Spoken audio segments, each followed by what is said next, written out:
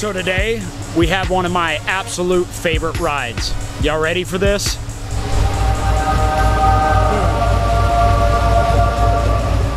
What's up, guys? This is Drew up here at Trackstar Motorworks. I'm with Ethan Hopkins and Matt, owner of a fire red RX7. And Matt, you've committed sacrilege of the highest order. You already know what I'm talking about. What have you done? She has a V8 in it. All right, V8 swapped an RX7. How do people tend to respond to that? It varies. A lot of people are confused. A lot of people are mad. Some people think it's cool. I tend to be on that side of the argument. And some people think it's a really cool looking Miata.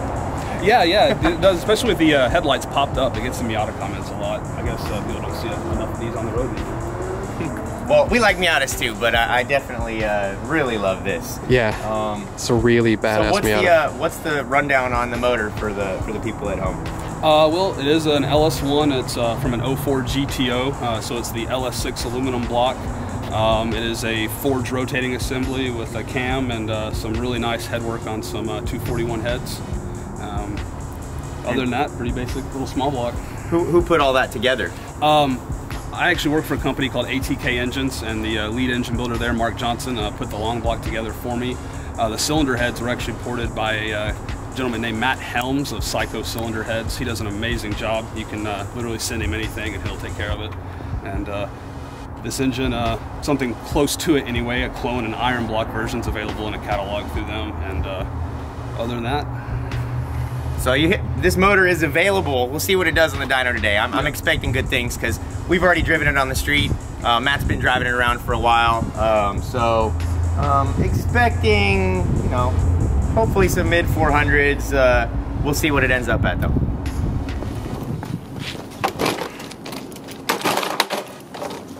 Found it. Still gonna send it.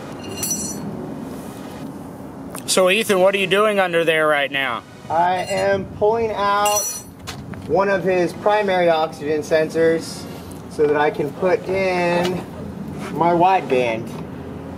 We tuned this car off of the primaries initially, and we've been soft on it. You know, you can't really rely on these factory oxygen sensors to get you a good tune, but it's been good enough for now. So I'm pulling this out, then I'm gonna have to get in the tune and disable the oxygen sensors so the car doesn't try to adjust since it's no longer there. And we'll just have the wideband. The car will be running pure open loop while I'm tuning. The car may remain running pure open loop, just depending on how it goes. All right, that's tight. So now I gotta figure out how to pass the wire without it going someplace terrible. If we really want to do a little bit, we could probably put it down through the shifter hole. Oh, yeah, that might work good. Okay. I'll have to. So one of the sexy things about this car we wanted to show you is look at the undercarriage here. That's some attention to detail right there. Oh my God, it's so pretty. That's some good work there, Matt. I like it. Just don't judge my welds. Yeah. Really no pretty. close-ups of the welds there. Yeah, no close-ups of the welds. Welcome to another episode of Tuned. So we've got the FD running right now, pure open loop. Looks like we're sitting pretty nice right now. The primaries did a decent job of letting us dial it in. Sitting at 14.5, 14.2 area. So that's pretty good with a big cam like this. A lot of times with a large cam you have to idle a little richer or idle higher, but good start here.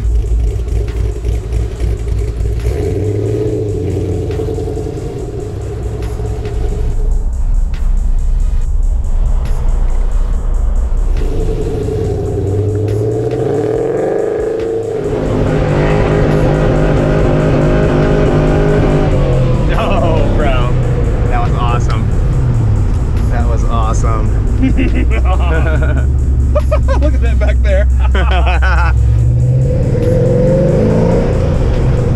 Yeah, but there's no way it runs like that. No, it's not. Something's wrong with the wideband right now. Back to the shop? Yeah, back to the shop. There we go. So right now I am changing the wideband sensor.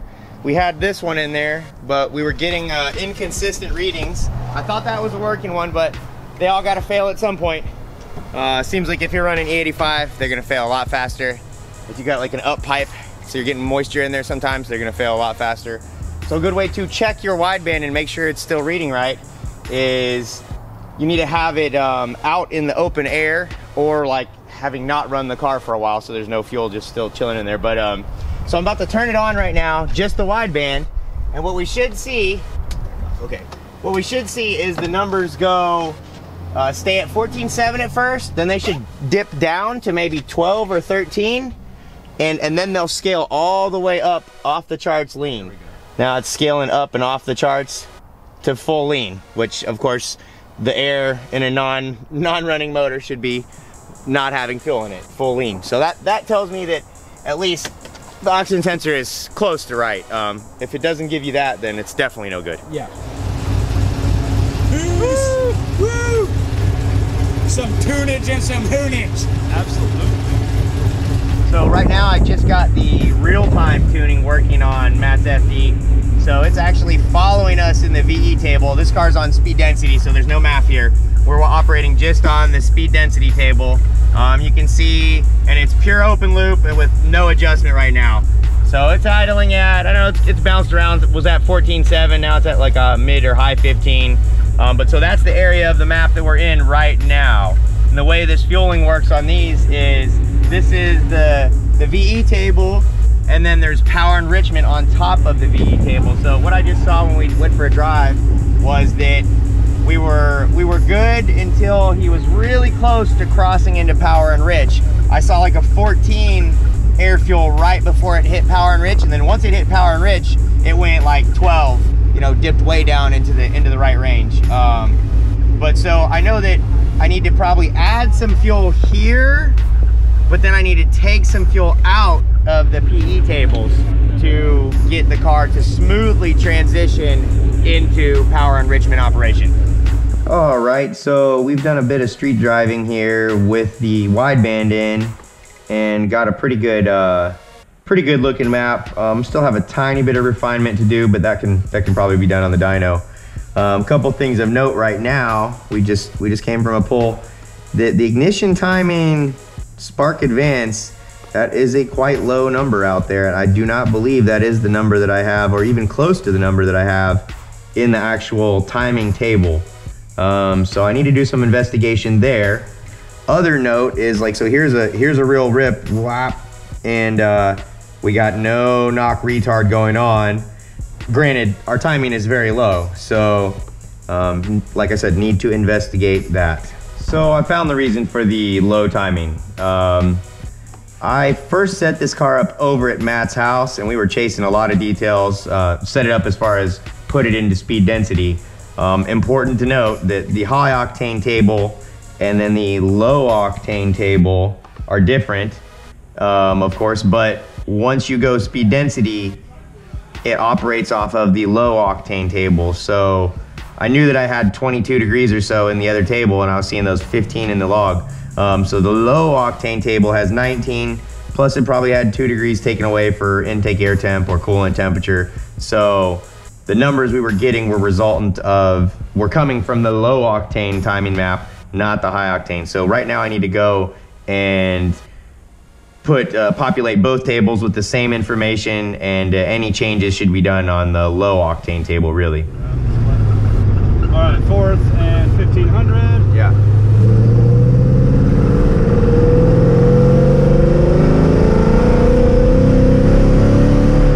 Yep. Look good. All right. A little bit rich, but I'll take it. It looks like for sure when you enter PE, it's good. I mean, and even when you don't, it's good. It just could use a little tick. So I want to see without the full throttle. I need to see like a buildup that's at like 70% throttle. That was not full right Oh, okay, there. okay. So maybe even less throttle than that. All right, straight to 4th. Yeah. All right, here we go. All right, go ahead.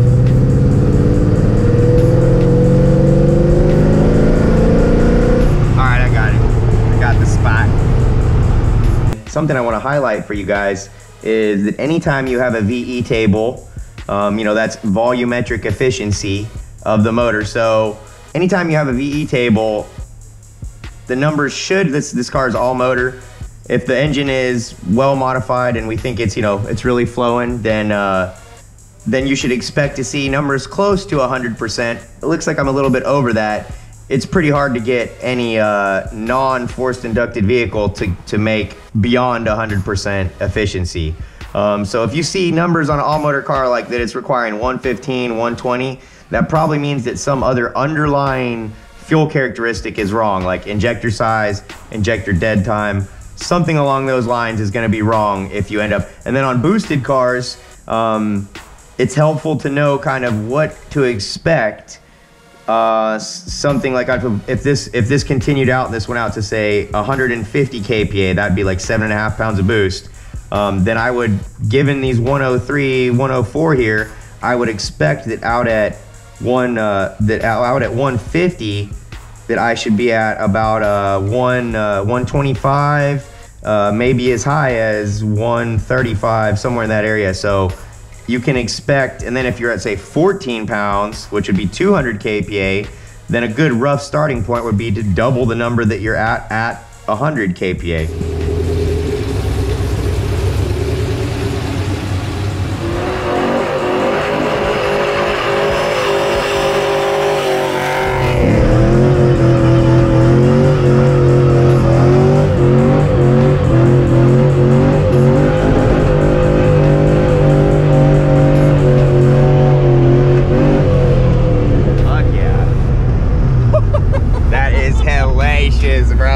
Nice.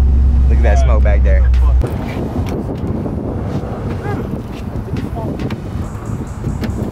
Seems like we're considering.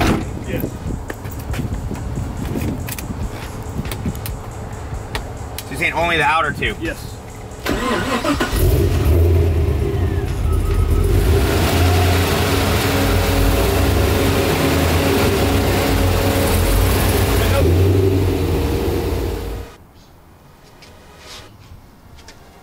What's that you're putting on there, Ethan? This is for the optical pickup here, and it gives us the RPM readout for the vehicle. So there we go. So arguably more accurate than other ways.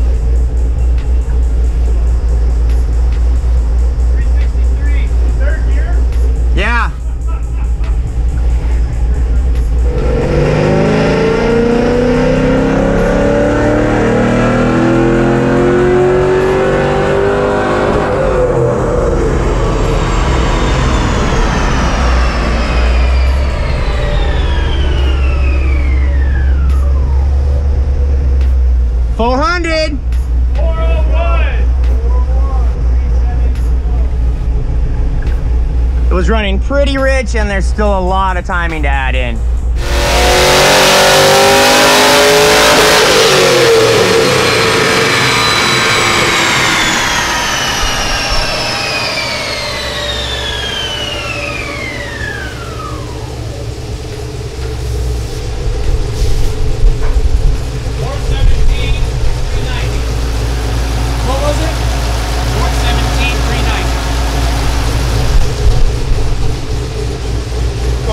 Getting there. Still haven't touched the ignition timing. You haven't touched the ignition timing yet? Nope, it's still very weak right now.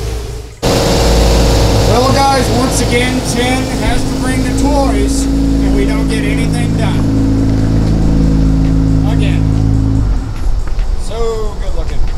Y'all remember this thing. We just put the wheels on it. And if y'all go back in our previous vlog, we put those sexy things in. Not him, not that sexy thing. We didn't put him. I did help a little bit. I held up the lights or something, didn't I? Yeah, you did. And the blankets. Best looking thing ever. Yes, absolutely. That blue is just stellar. Yeah, I could miss him on the blue. But the I never had a blue car until he told me. And it's a bitch owning a blue car too. Especially this. If you cross-eyed and look at it, it'll fucking scratch. Yeah, it does. So I wanted to highlight one thing here for you guys. I just did that last dyno pull. We had about a 12.5, 12.6 air fuel leading up to 5,500 RPMs, and then it started to go a little bit lean. This VE map is based on a stock VE map with some adjustments, but with a stock cam, the way power will fall off, it will fall off at 5,500 or so. With the way that Matt's is, it's going to carry power out further. So that means also that the fuel numbers are going to have to get carried out further. So you can see how it hits this peak 106, 104, and then it starts tapering off. I'm going to need to greatly decrease this taper so that his is still eating the right fuel even as the RPMs rise, because the efficiency of his motor is that much better than a stock or near stock LS1.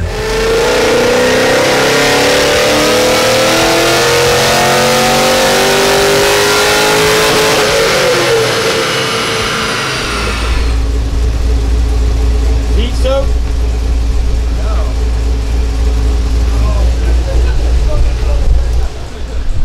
Shouldn't be that much. Shouldn't go down that much. I want to give it a second to cool off. Yeah, I think so. I mean, the coolant temperatures are pretty up there, but That's like a Mustang 5.0. the timing went flat now, though. So that's cool. It's possible that the changes I just made netted me a decrease in timing, really. So I went in and flatted some multipliers for the IAT and the ECT. That ended up getting my timing to stay flat without the oscillation, but it's still, now it's got this big drop, so it drops down to the 16 and then it stays at the 16 now versus that oscillation it was getting. So my power has dropped down significantly, 372. Probably I'll need to add some timing back in to get the power back to where it was, but at least it's not oscillating now. You see how it's flat now? Yeah, no oscillation in it now, So but now it's just for some reason it lost a bunch of power there. Might have tightened the strap too much.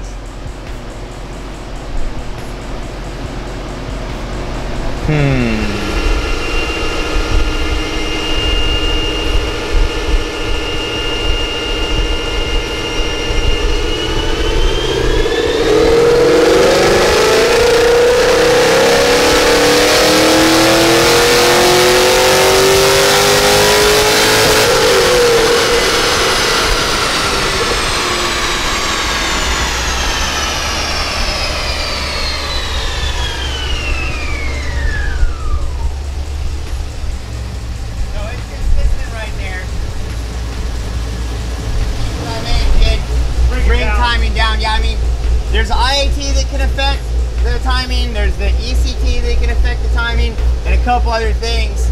And I want consistency right now, and so I flatted a lot of things, and a couple of those took away a degree or two. So probably if I like add 2 degrees right now, we should see the 417 or so that we saw earlier.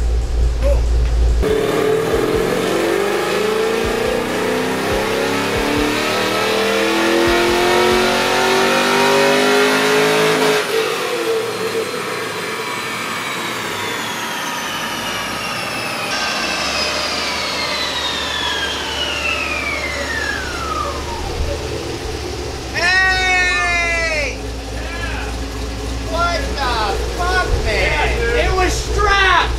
Literally, the straps cost us 40 horsepower right now.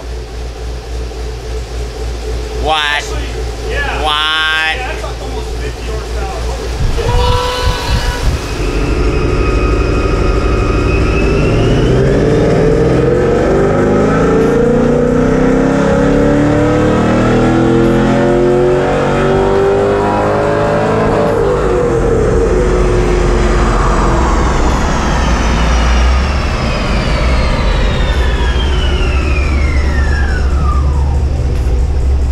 damn.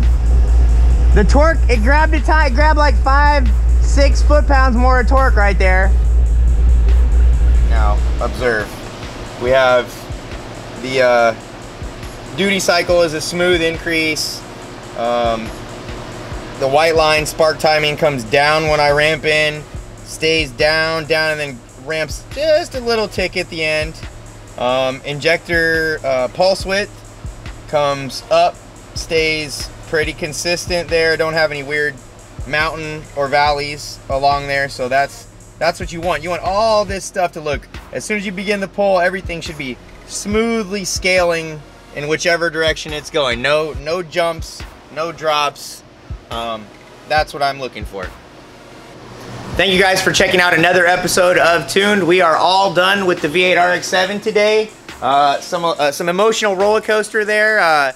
Issues with just the straps being too tight, eating up some horsepower. That was pretty wild. Lesson learned there. I knew that straps could affect the power, but not like that. So pretty happy with the end numbers. We ended up at 422 wheel horsepower and 393 torque. Got a nice smooth graph.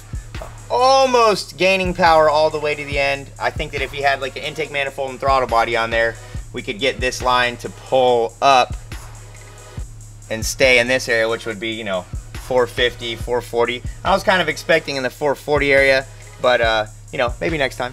Maybe next time. But this is more than enough. I mean, I guess as we first dynoed the car from Street Tune, it was like about 400 wheel horsepower. So we picked up 20 plus wheel horsepower on the dyno. I was already roasting the tires at 400 wheels, so he's going to roast them even that much more now. Absolutely.